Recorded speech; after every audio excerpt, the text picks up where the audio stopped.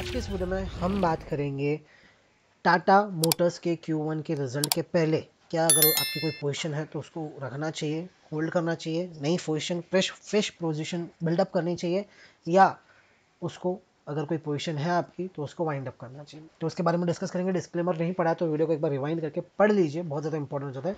Video पसंद आए, मज़ा आए तो लाइक जरूर कीजिएगा, चैनल को सब्सक्राइब नहीं किया तो सब्सक्राइब भी कर सकते हैं। ये है वीकली चार्ट टाटा मोटर्स का। शार्प रैली आई, लास्ट 1.5 साल इसने कंसोलिडेशन किया, एक तरीके से मैं कह सकता हूँ फ्लैग एंड पोल पैटर्न भी कह सकते हैं इसको, या वेज पैटर्न भी कह सकते हैं। उसका एक ब्रेकआउट हुआ एंड उसके बाद आप देख सकते हो किस तरीके से एक शार्प मूव आपको आते हुआ देखने को मिला। अगेन टाटा मोटर्स को फंडामेंटल वैल्यू पे वैल्यू करना थोड़ा सा मुश्किल हो जाता है। क्यों? क्योंकि टाटा मोटर्स अभी भी उतना प्रॉफिटेबल कंपनी नहीं है, बाकी एज कम्पेयर टू जितने भी मोटर कंपनीज है एक लॉस मेकिंग कंपनी है। लेकिन क्योंकि इसका प्रोस्पेक्ट, फ्यूचर प्रोस्पेक्ट काफ़ी ज़्यादा अच्छा है ईवी को लेकर और वो सब को लेकर, इसके लिए इसके अंदर प्री बाइंग हो रही है, प्रीएम्पशन बाइंग हो रही है। देखिए, जब तक ये प्रॉफिटेबल होगी और जब तक ये मतलब इसको ईवी का बिजनेस इंडिया में स्केल अप करेगा, प्रॉफिटेबिलिटी आएगी, जब तक ये चीज़ याद रखिएगा। अगर आप फंडामेंटली खरीदने की सोच रहे हो, जब आप सोचोगे कि इसके फंडामेंटल्स अच्छे हो जाए, बैलेंस शीट क्लीन हो जाए, एक प्रॉफिट दिखने लग जाए, आप पी को देख सको, आप ईपीएस को रीड कर सको, आप फ्यूचर प्रोस्पेक्ट, फ्यूचर ग्रोथ को आप प्रिडिक्ट कर पाओ, तब तक याद रखिएगा इसका मेजर मूव, एक बड़ा मूव, एक मनी मेकिंग मूव जा चुका होगा। क्यों? क्योंकि अगर आप देखोगे कोविड के अंदर 60-70 रुपए का स्टॉक अब आप देख सकते हो 600 रुपए पे आ चुका है, यानी ऑलमोस्ट 10x हो गया है। कोविड में जिसने बाय किया उसके लिए 10x है, कोविड के बाद थोड़े दिनों बाद जिसने बाय किया 150, 200 के, 300 के आसपास, उसके लिए भी 2x हो चुका है उसका रिटर्न। क्या सोच के उन्होंने बाय किया? उन्होंने तो कोई प्रॉफिट उस टाइम भी नहीं था, कंपनी तो लॉस मेकिंग ही थी, highest loss making Tata group के अंदर एक तरीके से कंपनी थी।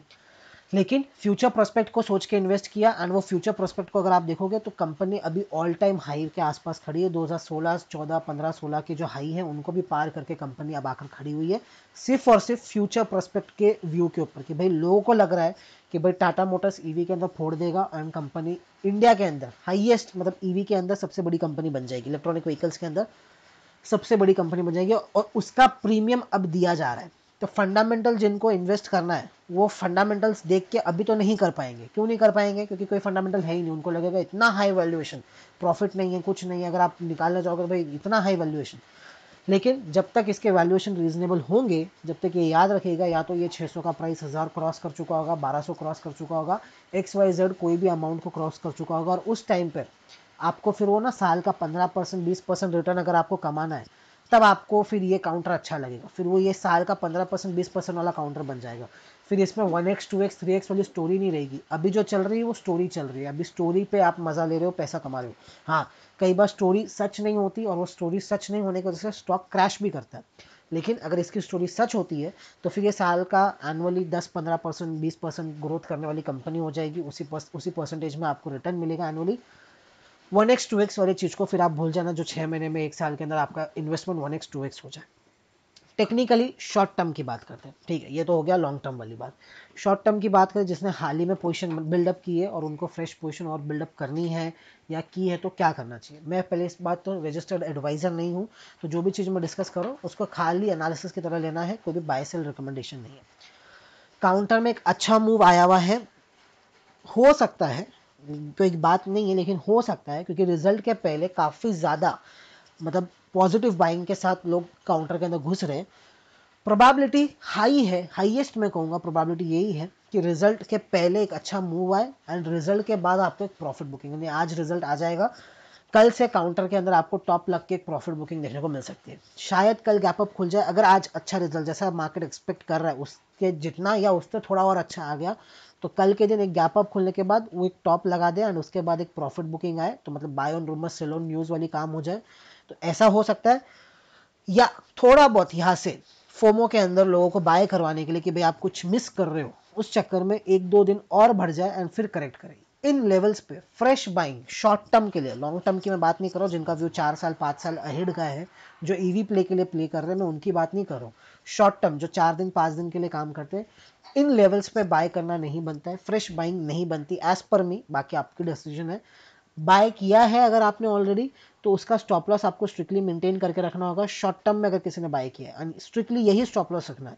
फिर भले आपने बाय किया हो 500 पे, 550 पे, 600 पे, किधर भी बाय किया हो, आपका जो स्ट्रिक्ट स्टॉप लॉस निकल के आएगा वो 611 का निकल के आएगा। अगर 611 के नीचे क्लोज कर दिया किसी भी दिन तो आप एग्जिट कर जाइएगा। एक बार के लिए शॉर्ट टर्म आप एग्जिट कर जाइएगा। एक बार के लिए जो रैली है जो कंटिन्यू हो रही वो शायद एक पॉज ले सकती है। टाइम वाइज करेक्शन या थोड़ा सा प्राइस करेक्शन भी आपको देखने को मिल सकता है। 611 यहाँ पर जिन्होंने उसके ऊपर बाय करके रखा है उनके लिए एक ही सजेशन होगा, रिस्क है थोड़ा सा। अगर ऊपर आपने बाय करके रखा है टाटा मोटर्स 620 630 के आसपास अगर आपने बाय करके रखा, क्योंकि अगर जैसे कल वेडनेसडे है, परसों थर्सडे है, तो बहुत कम से कम प्रीमियम के ऊपर आपको पुट ऑप्शंस मिल रहे हैं। उन पुट ऑप्शंस के अंदर अगर आप चाहो तो हेजिंग पर्पस के लिए, फ्रेश नेकेड बाय नहीं करना है, मैं शॉर्ट करने की राय नहीं दे रहा हूँ, सिर्फ हेजिंग पर्पस के लिए जिनकी बाइंग 610 के ऊपर की है, हेजिंग पर्पस के लिए आप एक एट द मनी पुट या थोड़ा सा 620 25 30 का पुट ऑप्शन एक बाय करके रखिए। अगर प्राइस करेक्ट करता है 2 दिन के अंदर तो आपका हेज हो जाएगा, आपको लॉस नहीं होगा आपके बाइंग के अंदर, कहीं ना कहीं आप प्रोटेक्टेड रहोगे। फ्रेश शॉर्टिंग की राय नहीं है, ये मत समझिएगा मैं पुट ऑप्शन बाय करने का कह रहा हूँ मतलब शॉर्ट करना है। शॉर्ट नहीं करना है, वो रिजल्ट के बाद हम देखेंगे क्या करना है क्या नहीं करना है। फ्रेश बाय भी नहीं करना है, फ्रेश शॉर्ट भी नहीं करना है पोजीशन होल्ड करें, हेज के साथ होल्ड करें। अगर आपकी 610 के ऊपर की है, 610 के नीचे की पोजीशन है तो ठीक है, आपको कोई होल्ड मतलब हेजेस की भी जरूरत नहीं है। 610 का आप स्टॉप लॉस लगा के रखिए, वहां पर आएगा तो आप उसको एग्जिट कर लीजिएगा। ऊपर जाता है तो और भी अच्छी बात है, आप उसको और ट्रेल कर सकते हो।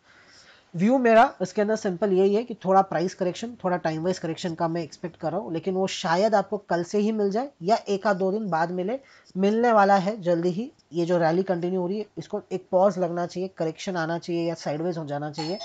कंटिन्यूटी अभी मैं एक्सपेक्ट नहीं कर रहा हूँ इसके अंदर। थोड़ा बहुत ऊपर 650 660 तक जाना है तो जा सकता है। धन्यवाद।